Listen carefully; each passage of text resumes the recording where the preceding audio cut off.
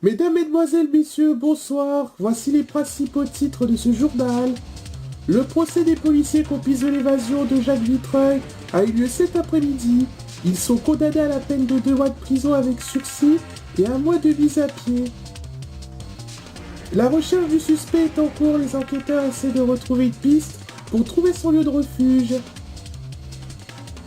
François Fillon est donné gagnant pour les présidentielles de 2017. Et puis l'invité du jour est bien sûr Adeline Bouja pour connaître sa réaction face à cet acte de malveillance.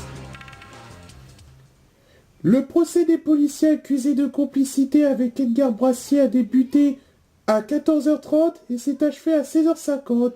Les accusés encourent la peine de 2 mois de prison avec sursis et 1 mois d'interdiction d'exercement du métier. Le juge a estimé qu'ils ne méritaient pas d'aller en prison à cause du tireur. Reportage Fabrice Rollin. La fin du procès a eu lieu et les policiers soupçonnés de complicité avec Edgar Brassier connaissent leur peine. 2 mois avec sursis, ça fait quelque chose. Et 1 mois de mise à pied, c'est quand même un choc. Mais ben, fallait s'y attendre. Le verdict est tombé, les accusés sont soulagés, entre guillemets, mais leurs opposants sont mécontents. Vous vous rendez compte des policiers qui arrivent de ce bureau à détruire ma voiture? Qui va me la rembourser? Ils mériteraient une bonne sanction. Ils sont là pour rétablir l'ordre, pas pour aider un individu barbare.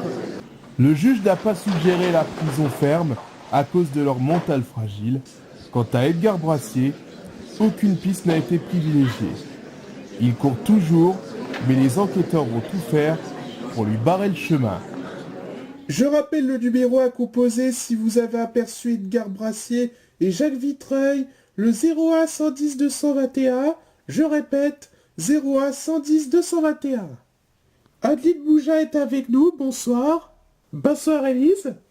Alors si on vous a invité, c'est pour vous parler de votre protagoniste Jacques Vitreuil, dont je rappelle que vous êtes sa première et la seule victime avec le vol de votre sac à main le 14 mars dernier. Si vous avez suivi l'actualité ou les journaux, vous avez dû constater qu'il s'est évadé entre guillemets grâce à son complice Edgar Brassier, qui a causé plein de dégâts matériaux. Vous avez quelque chose à ajouter sur cet acte barbare? Je suis choqué, mais hyper choqué pour tous les autres, car ils ont perdu leur voiture, qui était pour certains leur outil de travail. Notez plus que cet événement est là pire que celui du 14 mars, car dans mon cas, c'était mon sac à main qui était volé, donc ça concernait pas tout le monde, mais là, c'est tous les Marseillais qui ont payé. Je me dis heureusement que j'en fais pas partie. Adeline, le fait de savoir le tireur en liberté, ça ne vous fait pas de frisson?